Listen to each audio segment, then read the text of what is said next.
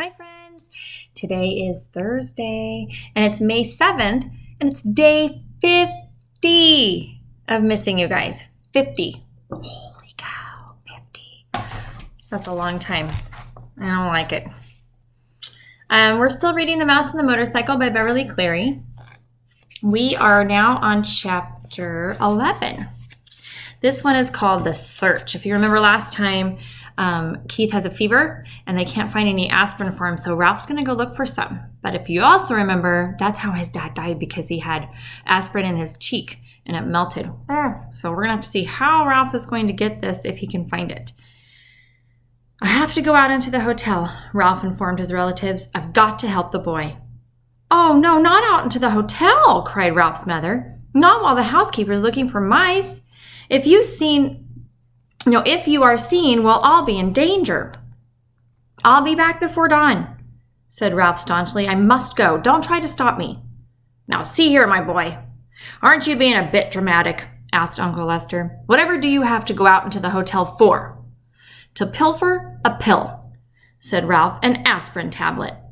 His answer was dramatic enough even for Uncle Lester. His entire family stared at him in disbelief. Not an aspirin. Not after his own father had been poisoned by one of the dreaded tablets. An aspirin, Ralph's mother gasped. No, Ralph, not that, anything but that. It's the only way. Ralph stood tall and brave. The boy has a fever, and he needs an aspirin. I'm going to go find him one. Oh, Ralph! His mother hid her face in her paws. But Ralph, quavered Aunt Sissy, remember your father? You can't carry an aspirin in your cheek pouches. It would poison you. How could you get one here? I'll find a way. Ralph was outwardly steadfast in his determination, but inside, he wondered how he would manage to get an aspirin into room 215 if he did find one. Roll it, perhaps? And here's Ralph talking to his mother.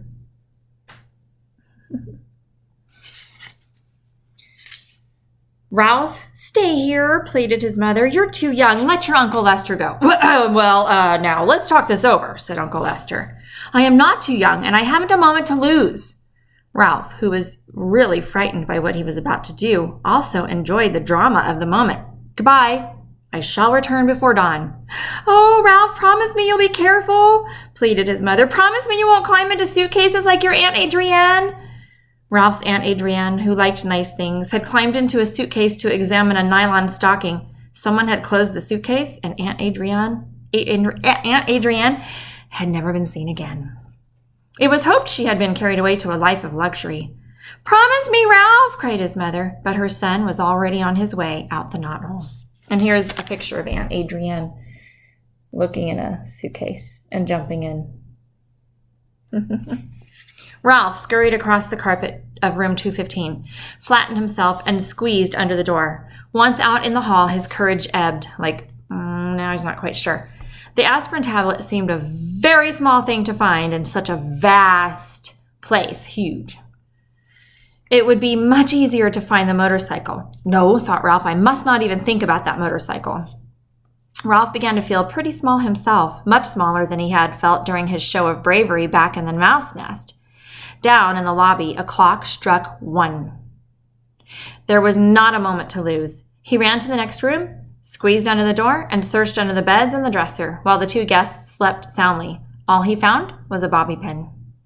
He skipped room 211 because his enemy, that little terrier dog, was still there, and he ran on to room 209. A hurried search, frightening because of the loud and uneven snores that came from one of the beds, revealed nothing but a few pretzel crumbs, which Ralph did not have time to eat. On and on ran Ralph, down the hall, under doors, around under beds and dressers. There was not a single aspirin tablet to be found. In one of the rooms, he did see a penny that had rolled under a luggage rack, and he remembered his mother's wish to leave a tip for room service, but tonight he had no time for pennies. He must press on and find an aspirin. A small doubt began to creep into Ralph's thoughts as he ran down the hall to the very last room on the second floor. Maybe there was no aspirin. Maybe he was risking his life and the lives of his family for nothing. But Ralph pushed the thought aside. He would not let himself become discouraged. If there was no aspirin on the second floor, there had to be one someplace on the ground floor. Tonight, He was willing to brave the stairs to find it. He flattened himself and squeezed under the last door on the second floor. There was nothing under either of the beds, but the things Keith called dust mice. There was no sound but the rattle of the windows in the wind. Ralph started across the carpet toward the dresser when suddenly a light from the bedside table blinded him. He stopped, rooted to the carpet by fear, even though it was not likely that anything was going to cut off his tail with a carving knife. He heard someone slip out of bed and utter a sound halfway between a squeal and a scream. And before Ralph knew what was happening, an ordinary drinking glass had been clapped down over him.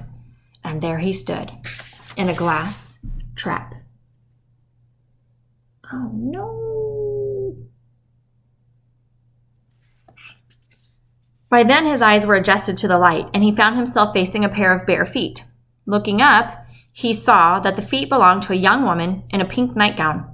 "Mary Lou, wake up," she whispered to the young woman in the other bed. "Look what I've caught."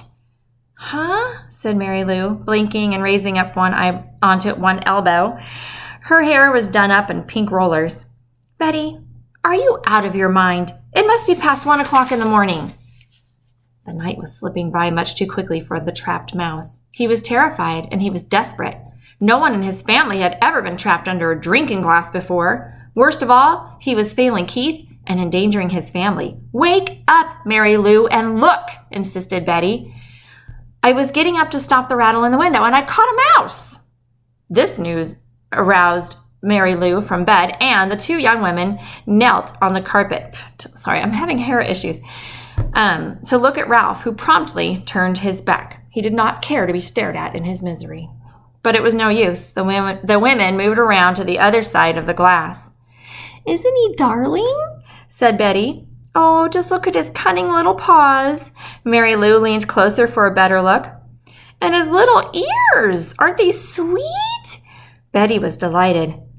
It was disgusting. It was bad enough to be trapped and stared at, but to have this pair carrying on in such a gushy fashion was almost more than Ralph could stomach. Cunning little paws indeed. They were strong paws. Paws for grasping the handle grips of a motorcycle.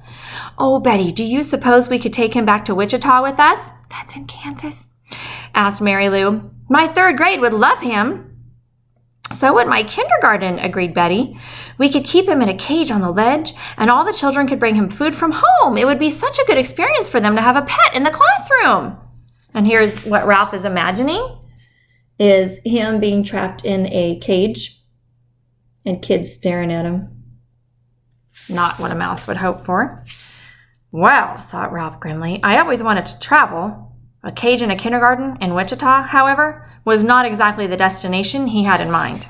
The minutes were slipping by dangerously fast. He had to do something. "Look!" he shouted through the glass in desperation. "Let me go! Please, just let me go! There's something terribly important I've got to do!"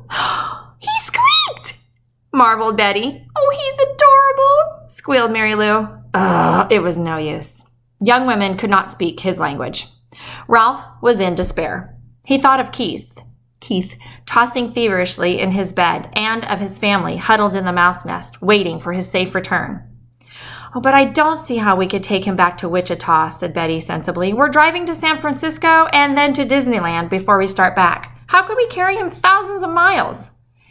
The two teachers looked thoughtfully at Ralph, who knew his fate depended on their decision. Was he to be carried to Disneyland and eventually to a ledge in a kindergarten room in Wichita? Or would they let him go? What do you guys think?